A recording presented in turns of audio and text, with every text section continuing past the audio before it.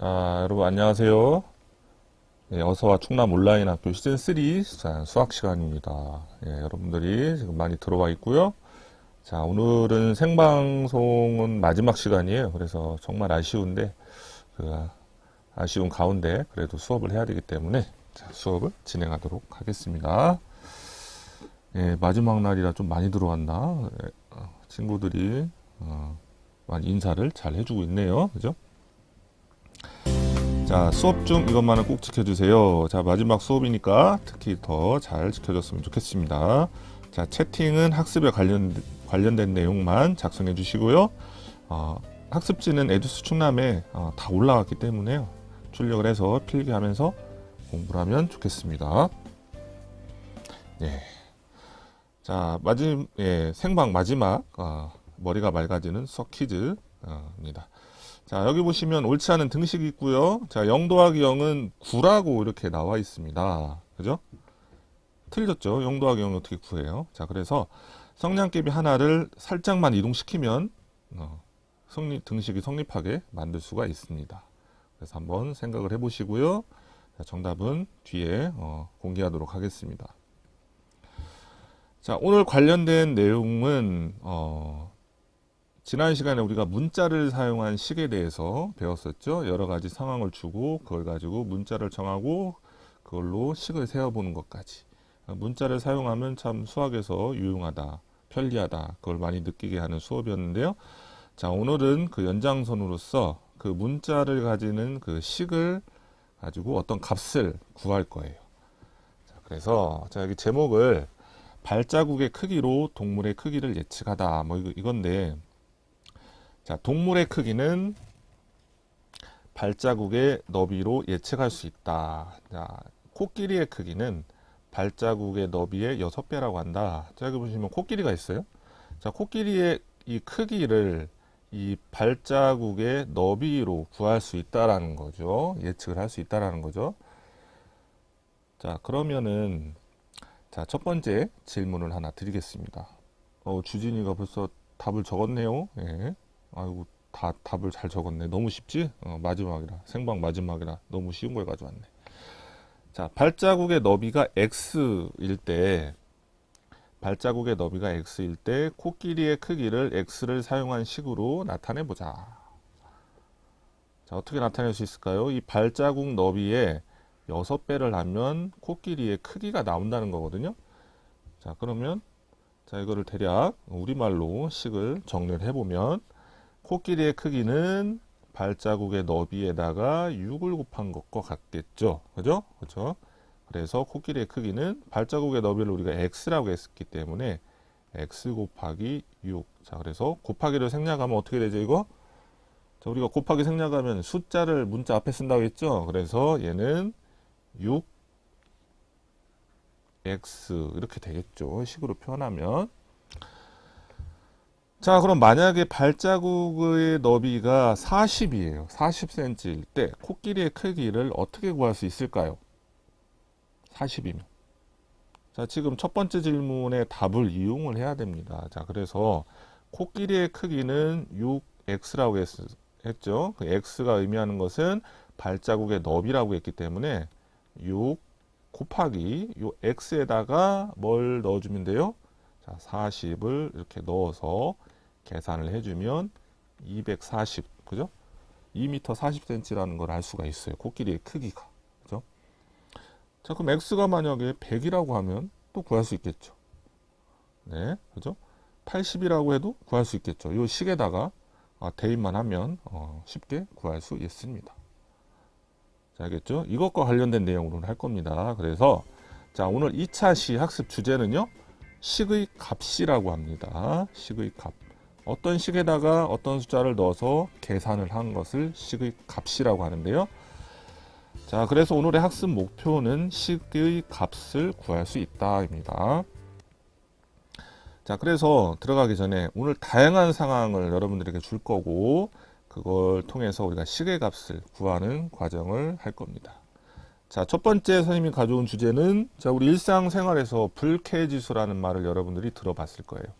이제 점점 날씨가 더워지고 있는데 이맘때쯤 불쾌지수가 이제 TV에서 뉴스에서 이렇게 나올 겁니다. 그래서 불쾌지수가 어떤 식으로 구할 수 있는 거거든요. 그래서 불쾌지수는 날씨에 따라 사람이 느끼는 불쾌한 정도를 기온과 습도를 이용해서 나타내는 수치예요. 자, 우리가 날도 덥고 습도가 높으면 짜증나잖아. 불쾌하잖아요. 그래서 그거를 불쾌지수라고 하는데, 자, 그렇죠? 예. 그래서 불쾌지수를 식을 구하는 걸 이렇게 한다는 얘기예요. 불쾌지수 구하는 식을. 그래서 기온이 A 도시일 때, 습도가 B%일 때, 불쾌지수는 요 식을 가지고 구한다. 이거거든요. 그죠? 여기 A와 B가 이렇게 있죠? A가 의미하는 건 뭐였어요? 기온, 온도였고요. B는 습도였습니다. 그럼 여기에다가 어떤 숫자가 있겠죠? 기온도 몇 도 몇 도 숫자가 있겠고, 습도도 몇 퍼센트 숫자가 있겠죠? 그럼 여기다가 대입을 해서 이거를 계산을 하면 불쾌 지수가 나온다는 겁니다. 자, 그러면 구체적으로 하기 전에 여러분들 딱 이걸 봤을 때 기온과 습도가 올라가면, 점점 커지면, 그 숫자가 커지면 불쾌 지수가 어떻게 될 것 같아요? 불쾌 지수가 올라가요? 내려가요? 올라가겠죠? 그러니까 요 A와 B의 숫자가 커지면 이 전체 숫자가 커지겠죠. 올라가겠죠. 높아지겠죠. 그죠? 네. 자, 그래서 실제로 불쾌지수를 계산해 보도록 하겠습니다. 네. 자, 기온이 10도씨예요. 기온이 10도시고요. 습도가 50%예요. 불쾌지수를 계산을 해 볼게요. 자, 아까 기온이 A이고 습도가 B일 때 불쾌지수는 0.6 더하기 0.72 곱하기 A 더하기 B라고 했습니다. 자, 그래서 어떻게 하냐? 요 A에다가는 뭘 넣어요? A에다가는 10을, B에다가는 50을 이렇게 숫자를 넣어야 되겠죠. 저 문자 대신에. 그러면 여기 A 자리에다가요, 뭘 적어요? 10이 들어가겠고요. 요 습도 자리 B에다가는 50이 이렇게 들어가겠죠. 그죠? 자, 그러면 이제 이 결과를 계산을 해야 되겠죠. 숫자를 넣었으니까 그 계산을 해야 되겠죠. 계산을. 그러면 0.6 더하기 0.72, 10 더하기 50이 된 상태고, 자, 그러면 이 10 더하기 50을 계산하면 60이잖아요. 이 60에다가 0.72를 곱하면 43.2가 되고요. 여기다가 0.6을 더하면 43.8이 됩니다. 불쾌지수가 43.8이라는 얘기죠. 기온이 10도시고 습도가 50%일 때 43.8이 된다는 얘기죠. 이렇게 해서 숫자를 넣고 그 결과를 계산하면 됩니다. 지금 불쾌지수는. 자, 이제 두 번째 주제는 뭐냐면 걷기 운동의 효과적인 보폭이에요. 운동할 때 우리 걷기 운동 많이 하잖아요. 근데 효과적인 보폭이 있다는 얘기죠. 자, 걷기 운동을 할 때 운동 효과를 높이려면 평소보다 보폭을 넓게 걸어야 되겠죠. 당연히. 근데 그냥 무한정 넓게 걷기보다는 효과적인 보폭이 있다는 얘기죠. 뭐에 따라서? 키에 따라서. 0.45배라고 한다. 그죠? 사람이 이렇게 했는데 우리가 보폭을 어떻게 정해요? 요 앞 발가락 끝에서부터 앞발의 끝에서부터 뒷발의 여기 발가락 여기까지 이를 보폭이라고 합니다. 그죠? 그래서 주어진 상황을 문자를 사용한 식으로 한번 표현을 해봅시다. 자, 그럼 여러분도 어떤 문자를 사용할까요? 자, 어떤 문자 쓸까요? 보통 X 많이 쓰니까요. X를 쓰겠습니다. 자, 효과적인 보폭은 아까 키에다가 0.45배라고 했기 때문에 0.45를 이렇게 곱하면 되겠죠. 자, 그래서 우리가 키를 X라고 정했기 때문에 0.45x라는 문자를 사용한 식으로 표현을 할 수가 있습니다. 그렇죠? 네, 나는 누구인가? 잘했습니다. 0.45x. 그래서 저 x에다가 키를 넣어주면 효과적인 보폭, 걷기 운동의 효과적인 보폭을 구할 수 있다는 겁니다. 자, 그럼 실제적으로 한번 구해봅시다.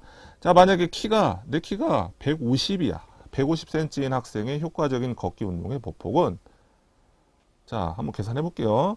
자, 키가 150인 학생의 효과적인 걷기 운동의 보폭 x일 때 0.45x라고 했기 때문에 요 식에서, 식은 0.45x겠죠.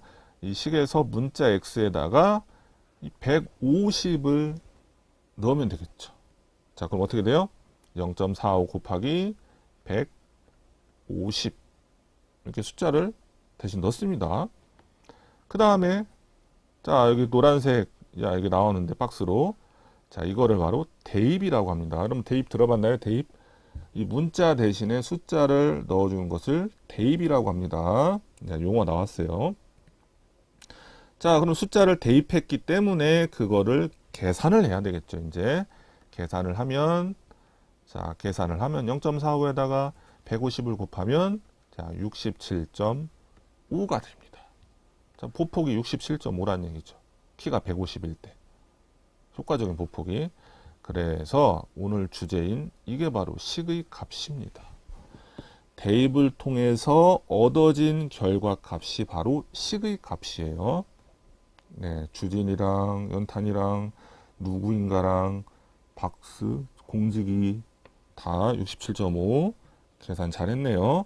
자, 그래서 대입과 식의 값이라는 용어가 이제 나왔습니다. 자, 대입은 뭐냐면 아까 0.45x에서 문자 x 대신에 150을 넣는 거죠. 문자 대신에 실제 계산해야 할 숫자를 넣는 것을 바로 대입이라고 합니다. 자, 그리고 식의 값은 뭐냐면 대입해서, 자, 이 식을 계산을 해야 되겠죠. 그 결과 값을 바로 식의 값이라고 합니다. 자, 대입은 식의 뭐 대신에 자, 문자 대신에 어떤 수를 바꾸어 넣는 것, 문자 대신에 숫자를 넣는 것을 대입이라고 하고요. 자, 식의 값은 뭐하여 얻은 결과값, 대입하여 얻은 결과값. 숫자를 넣었으면 그걸 계산해야 되겠죠. 그래서 대입하여 얻은 결과값이 바로 식의 값입니다. 그래서 아까 이게 뭔 식이었죠? 0.6에다가 0.7이 이거 불쾌지수 계산한 거였죠? 그죠? 그래서 요 A와 B 자리에다가 각각 10과 50을 숫자를 넣는 것을 바로 대입이라고 했죠. 그 다음에 얘를 계산하면 바로 얘가 바로 식의 값이 됐습니다. 알겠죠? 대입과 식의 값을 꼭 기억을 해주기 바랍니다. 네. 자, 이번에는 화성에서 잰 몸무게인데요. 자, 여러분들 화성이 어딘 줄 알죠? 자, 거기로 가면 우리가 몸무게가 준다고 얘기를 들어봤나요? 자, 여기 만화가 하나 있습니다. 자, 화성에서 잰 무게는 지구에서 잰 무게의 몇 배일까? 여학생인가요? 여학생이 0.38배야. 그럼 지구보다 많이 나가요? 덜 나가요? 덜 나가는 거죠? 그래서 만약에 60kg인 나는 화성에 가면 몇 킬로가 될까? 자, 생각을 하는 거죠. 친구들이. 자, 지구에서 몸무게가 X라고 해봅시다. X라고. 그럼 화성에서는 어떻게 될까요? 아까 나 알아. 0.38배야. 뭐에? 지구에서. 지구의 몸무게의 0.38배란 얘기죠. 그러면 0.38에다가 뭘 곱하면 돼요? 지구의 몸무게 X를 곱하면 되겠죠. 맞나요? 자, 그래서 지금 이 친구는 60kg라고 했으니까요. 0.38에다가 60을 곱하면 화성에서의 무게가 나오겠죠. 얼마예요? 22.8입니다. 달 같아? 이거 교과서에 있는 만화인데 화성이 맞는 거 아닌가? 달 가도 우리 몸무게가 줄어요, 줄기는. 그죠? 그래서 지구에서는 60kg인데 화성으로 가면 22.8kg밖에 안 된다는 얘기죠. 자, 이렇게 얘도 바로 이 식에다가 요 x 대신에 60을 대입하여 얻은 이 결과값, 식의 값을 구할 수 있었습니다. 네.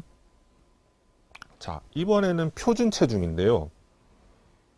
자, 뭐에 대한 내용일까요? 자, 사람 키에 맞는 표준 체중이 있다는 얘기죠. 지금 이게 체중계예요, 체중계. 그래서 키가 H일 때 표준 체중은 다음의 식으로 계산할 수 있다라고 하는데요. 자, 여러분들도 한번 구해보세요. 각자 키가 있을 거란 말이에요. 자, 키가 H일 때 표준 체중은 자, 이 식을 가지고 계산한다. 0.9에다가요. H에서 100을 뺀 거. 이 H가 키였죠. 키에서 100을 뺀 요 값에다가 0.9를 곱하면 표준 체중이 나온다는 겁니다. 자, 그러면 키가 만약에 180이야. 선생님 키가 180cm예요. 그럼 표준 체중은 어떻게 될까요? 그럼 어떻게 하면 돼요? 일단 저 H 대신에 뭐를 대입을 해야 돼요? 180을 대입을 해야 되겠죠. 그죠?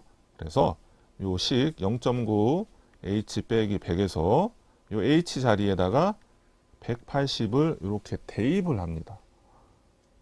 그죠? 네. 벌써 다 계산했네, 연탄이. 72야.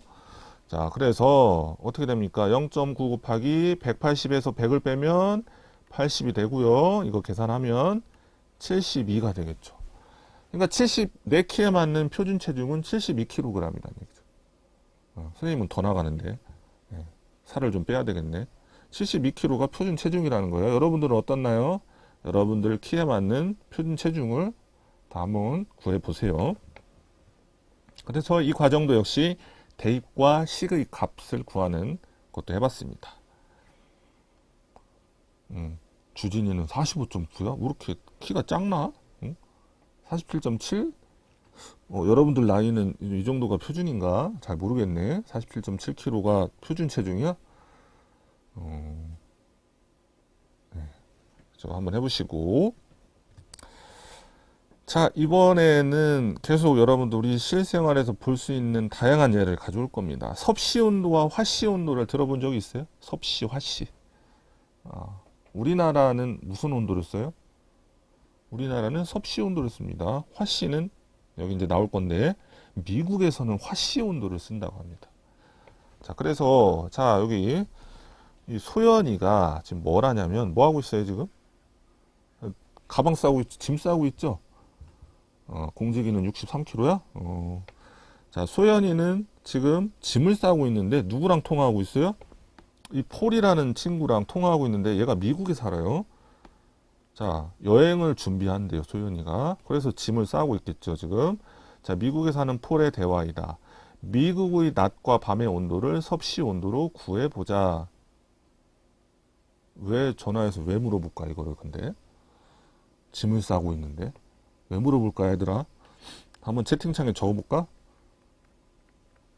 한번 유추할 수 있어야 돼. 이 상황이 지금 어떤 상황인가, 지금 짐을 싸고 있는데 폴한테 전화해가지고 지금 미국의 온도를 물어봤어요. 왜 물어봤을까?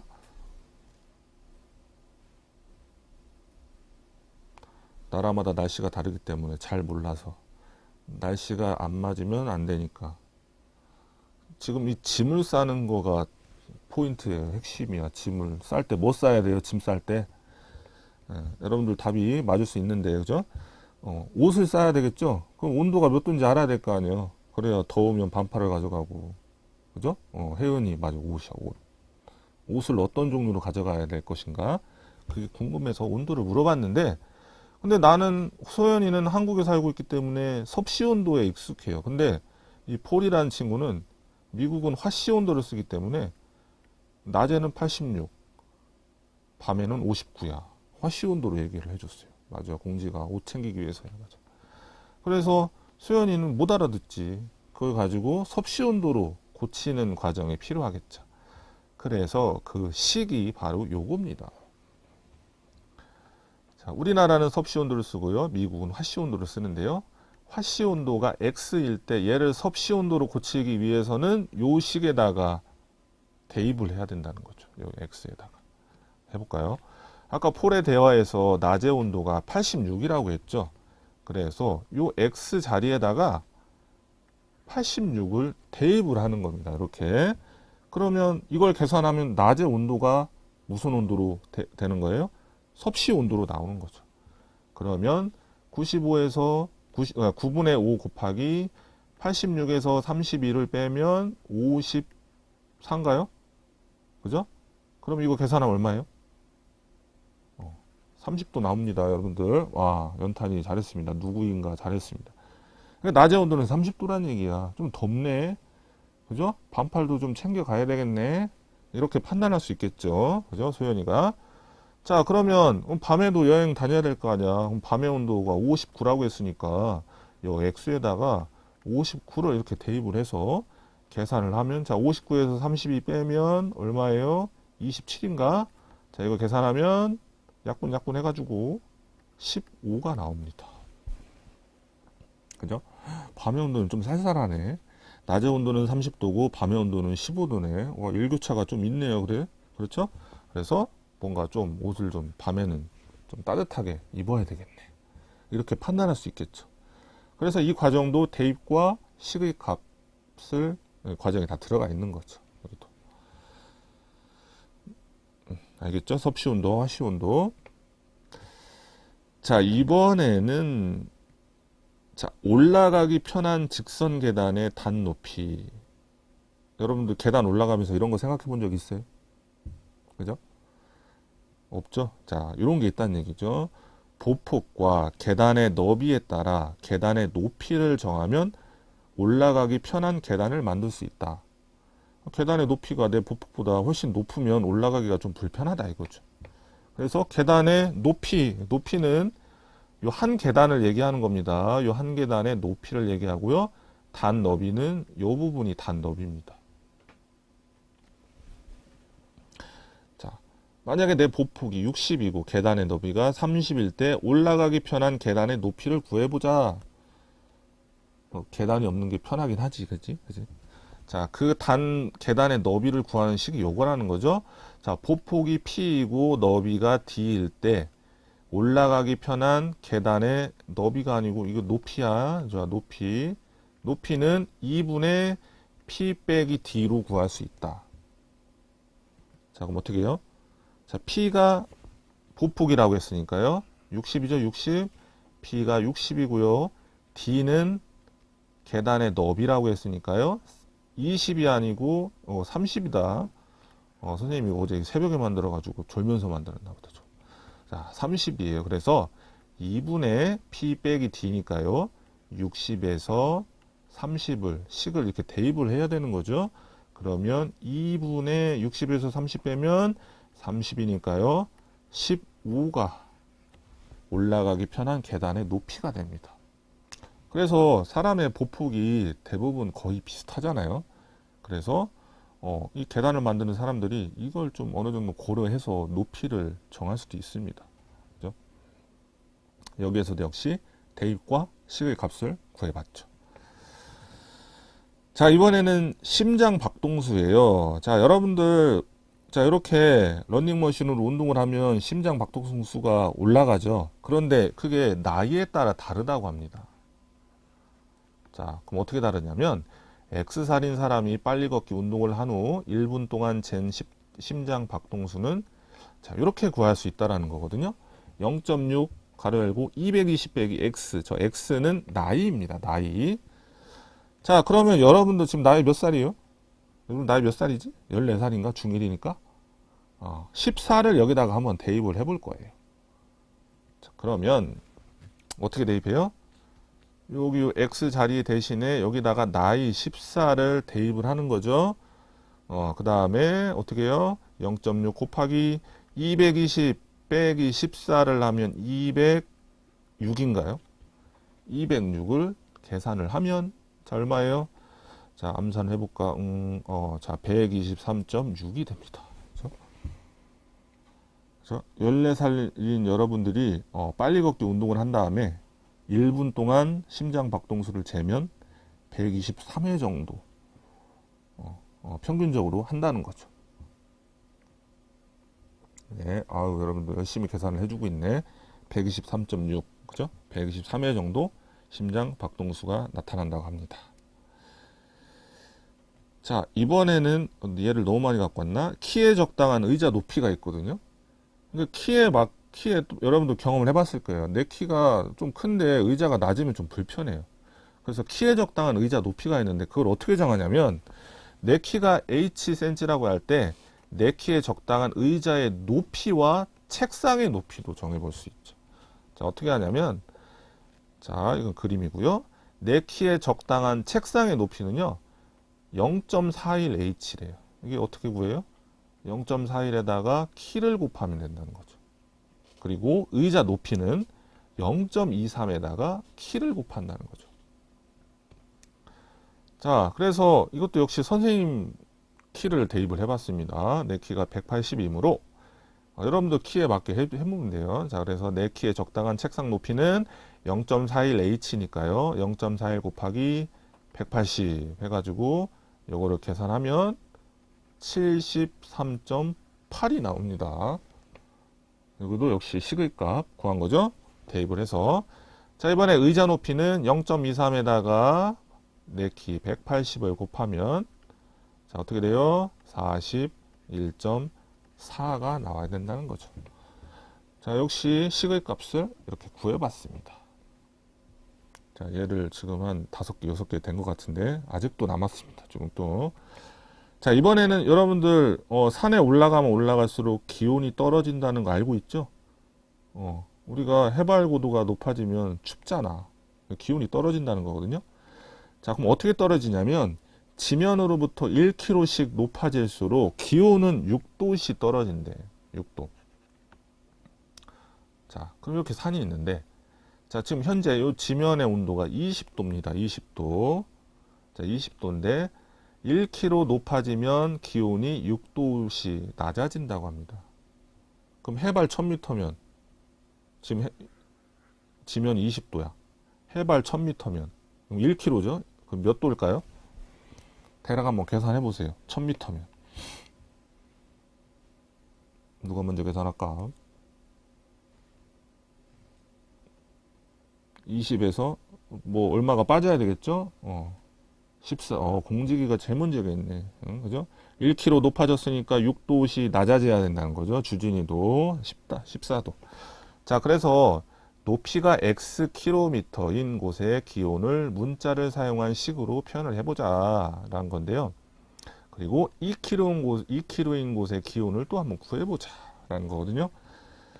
자, 봅시다. 2km인 곳의 기온을 구해보자. 자, 1km씩 올라갈수록 몇 도씩 낮아져요? 6도씩 낮아지죠? 그러면 xkm 올라갔을 때는 지면의 기온보다 얼마 낮을까요? 6x 낮겠죠. 그죠? 1km에 6이니까 2km면 10이고 3km면 18이고 다 6의 배수일 거 아니야? 그죠? 6x 낮다. 그럼 따라서 높이가 xkm인 곳의 기온은 20에서 떨어진 기온이니까요. 20 빼기 6x의 식으로 표현을 할 수가 있죠. 그죠? 그럼 만약에 2km라면 어떻게 하죠?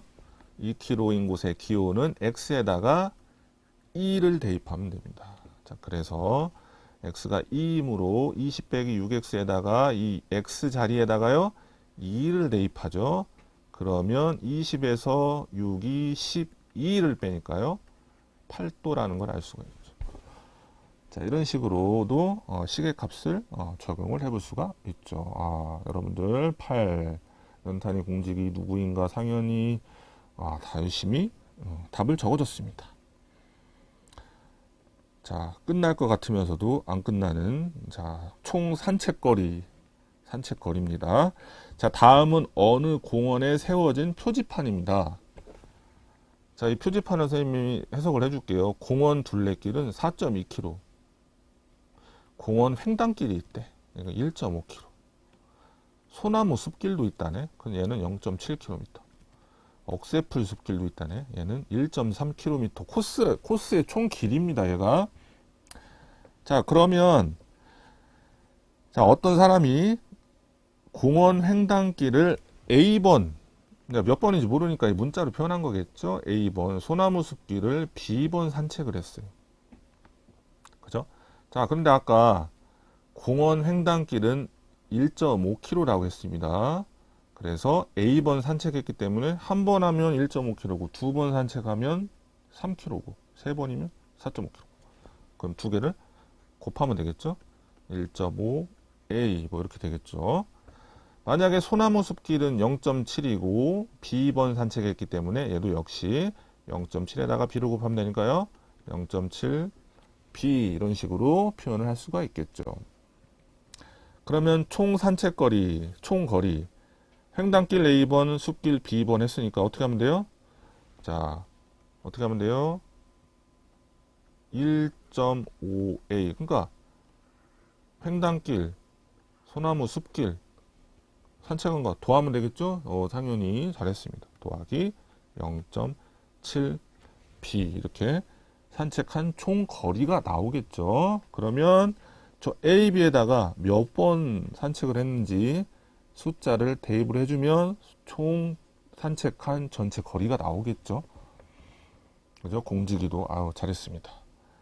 자, 그럼 실제로 산책 거리를 구해봅시다. 공원 횡단길을 2번 했고 소나무 숲길을 1번 산책했어요. 자, 아까 공원 횡단길, 소나무 숲길 1번 했어요. 2번 소나무 숲길은 1번 했기 때문에 아까 공원 횡단길을 A라고 했기 때문에 여기에다가 2를 대입하고 B에다가는 이렇게 2를 대입하면 되겠죠. 3.7인가 벌써 계산했어? 자, 산책한 총 거리는 아까 식이 자, 1.5, 0.7이라고 했죠. 식이 어떻게 됐죠? 1.5A 더하기 0.7B라고 했으니까요. 1.5 곱하기 A가 2니까요. 2를 이렇게 대입을 하고요. 이 B 자리에는 2를 이렇게 대입을 해서 계산을 합니다. 그러면요. 1.5 곱하기 2를 하면 3이 될 테고요. 0.7 곱하기 1을 하면 0.7이죠. 그죠? 그래서 얘는 3.7이 됩니다. 네, 3.7이에요. 잘했. 준엽이도 잘했고 상현이, 공직이, 연탄이, 주진이도 잘했습니다. 3.7km가 총 산책거리가 되겠죠. 네. 정리하기입니다. 이제 오늘 여러 가지 예를 들었고요. 정리해 봅시다. 오늘 핵심은 대입과 식의 값을 했습니다. 그래서 대입이란 뭐냐면 문자에다가 문자 대신에 수를 넣는 게 바로 대입이고요. 예를 들어 A가 2일 때 이 마이너스 A 더하기 1의 식의 값을 구해봐라 라고 하면 자, 이 마이너스 A가 지금 어떻게 된 거예요 이거? 마이너스 1에다가 A를 곱한 거잖아요. 그치? 여기도 마이너스 1이 들어갑니다. 그 다음에 A에다가 2를 이렇게 넣으면 되겠죠. 그래서 얘 계산하면요. 마이너스 이거 계산하면 마이너스 2지 마이너스 2에다가 2를 더하면 마이너스 1이 나옵니다. 시계값이 주진이 잘했습니다. 자, 시계값 주어진 식의 문자의 수를 대입하여 계산한 결과가 식의 값입니다. 그래서 y가 마이너스 3일 때 저 y제곱 더하기 5의 시계값 자 어떻게 구해요? y 대신에 마이너스 3을 대입해서 이걸 계산하면 되겠죠. 그럼 9 더하기 5죠. 그죠? 그래서 14가 됩니다. 자, 이런 식으로 시계값을 구할 수가 있습니다. 형성평가는 자, 다음 식의 값 힌트를 활용하여 답을 찾아보자. 자, 여러분들 요거 답 찾아낼 수 있으면 바로 답 얘기해도 됩니다. 어떤 수라는 말 대신에 문자를 최초로 사용한 그리스의 수학자로 대수학의 아버지로 불리우는 이 사람은 누구일까요? 연탄이 뭐라고? 디오디토스가 누구야? 좀 비슷한데 답이 뭔가 좀 아는 것 같은데 좀 헷갈렸나 보네. 자, 이 사람 누구일까요? 아는 사람? 비에트는 한참 뒤의 사람이야. 자, 그래서 여러분들에게 식의 값과 관련된 힌트를 주겠습니다. 힌트는 뭐냐? 자, A가 2이고 B는 마이너스 1이에요. 암호 편지, 암호 해독표를 줄 겁니다. 아리스토텔레스 아니에요. 자, 요게 지금 암호 편지입니다. 그리고 암호 해독표예요. 이거 어떻게 찾는지 알겠어요, 이거? 지금 암호 편지가 요 식이 있어요. 하나, 둘, 셋, 넷, 다섯. 거기 보면 A와 B로 이루어져 있죠? 근데 A가 2이고 B는 마이너스 1이라고 했죠? 얘네들 여기다가 대입해서 어떤 값이 나오겠죠? 그 값에 맞는 글자를 찾으라 내라는 얘기죠. 소크라테스 아니에요. 자, 그래서 시계값 구하는 거죠. 디오니소스 아니야. 뭐 비슷한데. 자, 그래서 마이너스 b부터 해볼게요. 마이너스 b는 요 마이너스 요 b 대신에 마이너스 1을 이렇게 집어넣는 거니까요. 이거 계산하면 뭐예요? 1이죠, 1. 자, 1 찾아봅시다. 1 어디야? 1. D네. D 맞았네, D. 준엽이 검색했어? 대단한데. 디오판토스야. 맞아. D. 알고 있었구나. D. 자, 2A 더하기 B로 해봅시다. A 대신에 2를 넣고 B 대신에 마이너스 1을 넣으면, 자, 이렇게 되죠? 이거 계산하면, 4 더하기 마이너스 1이니까, 뭐예요? 3이죠? 3 어딨어? 5 있네. 3임, 5. D, 5. 갑부막 그랬어? 용기를 내야지. 자, P 빼기 A도 해봅시다. 얘도 대신 숫자를 이렇게 대입을 해서 계산하면 마이너스 3입니다. 그래서 이 판이 여기 있네. 마이너스 3은 판이다. 그 다음에 마이너스 A의 세제곱은 마이너스 A, 지금 A가 2라고 했으니까요. 마이너스 2의 세제곱이 되겠죠? 그럼 얘는 얼마예요? 마이너스 8이 되겠죠? 어디 있어? 토 여기 있네. 마이너스 8. 반토. 그죠?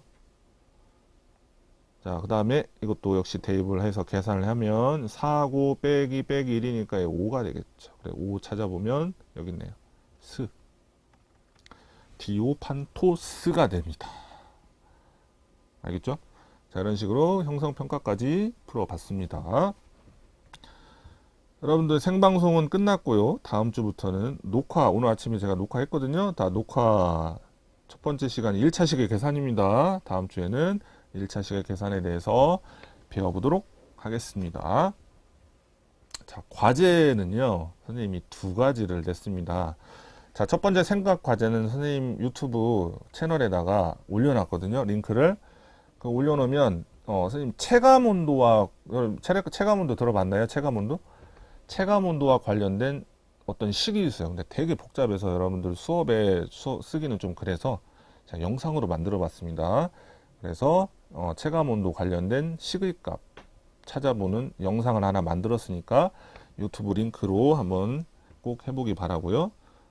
자, 형성평가도 밑에 영상 밑에 URL 클릭해서 5문제 꼭 풀어주기 바랍니다.